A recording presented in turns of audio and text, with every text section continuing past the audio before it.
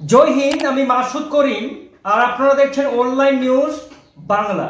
বন্ধুরা, গোটা পশ্চিম বাংলায় যদি এই মুহূর্তে কোনো খবর চলে সেটি হচ্ছে যে দিলীপ ঘোষের বর্তমানে একটি নতুন দল দিলীপ ঘোষ তৈরি করছেন। আপনারা সবাই জানেন যে পশ্চিম বাংলায় এই মুহূর্তে কিন্তু বিজেপির উপর শনি গ্রহ যেরকম লেগে থাকে সেই রকমই কিন্তু লেগে আছে।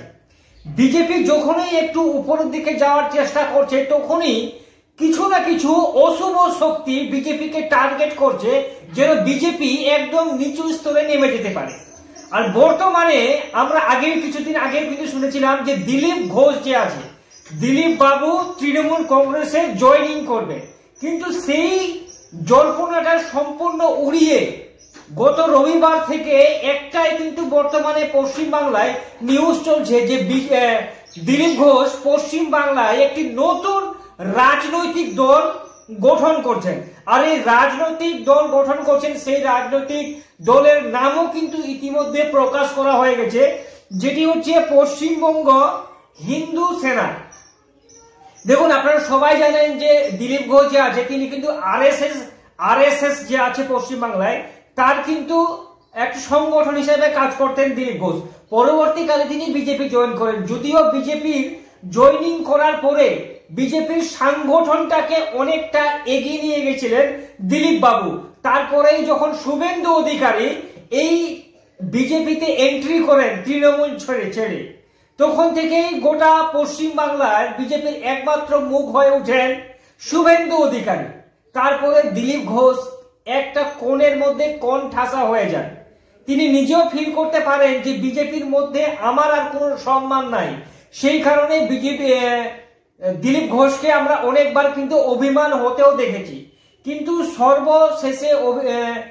সর্বশেষে বর্তমানে পশ্চিম বাংলায় যে পশ্চিমবঙ্গ হিন্দু সেনা দিলীপ ঘোষ একটি নতুন রাজনৈতিক দল গঠন করছেন। শুধু দিলীপ ঘোষ না, সূত্রের খবর যে এখান থেকে বিজেপির যে সমস্ত আদি সংগঠনগুলি ছিল, নেতা কর্মীগুলো ছিল, তারা কিন্তু ইতিমধ্যেই দিলীপ ঘোষের সঙ্গে কিন্তু এই নতুন দল যে গঠন করছে সেই গঠনে এন্ট্রি করতে পারে বিজেপির যে পুরনো কর্মী সমর্থকরা আছে। দেখুন, সত্যি কথা বলতে বিজেপি কিন্তু অনেকটা এগিয়ে যেত, কিন্তু বর্তমানে বিজেপির কাছে 4-5খানা মুশকিল এই পশ্চিম বাংলার মাটিতে কিন্তু বর্তমানে চলছে। প্রথমত, বিজেপি 5 ভাগে ভাগ পশ্চিম বাংলায়, ঠিক আছে। প্রথমত হচ্ছে শুভেন্দু অধিকারীর দল, দাদার দল।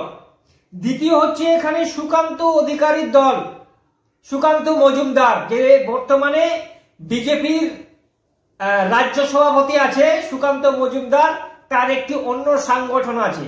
তৃতীয় হচ্ছে দিলীপ ঘোষের দল। চতুর্থ হচ্ছে আরএসএস বিজেপির দল। আর পঞ্চম হচ্ছে আদি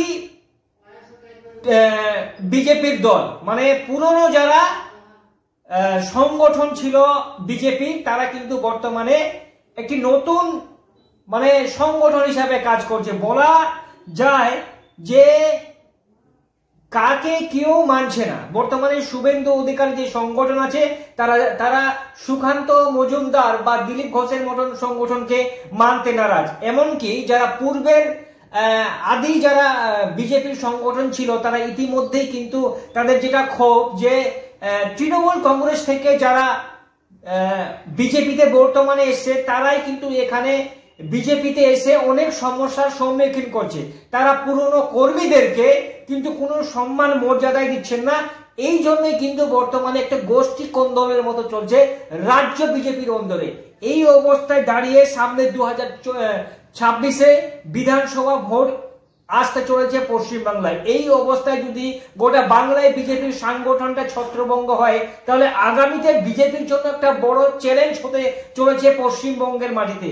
তো বন্ধুরা, বিজেপিকে যদি 2026-এ ঘুরে দাঁড়াতে হয় তাহলে যে 5টা নতুন সংগঠনের কথা বললাম যে কেউ কাকে মানছে না, এই 5 জনকে এক টেবিলে এসে এককভাবে ঝাঁপিয়ে গোটা পশ্চিম বাংলায় কিন্তু বিজেপির হয়ে কাজটা করতে হবে। তাহলে কিন্তু বিজেপি আগামীতে তার জেতার চান্সেসটা কিন্তু অনেকটা বেড়ে যাবে। তো আজকের এই ভিডিও এতটাই, আবার দেখাবে একটা অন্য ভিডিও। ততক্ষণ সবাই ভালো থাকবেন।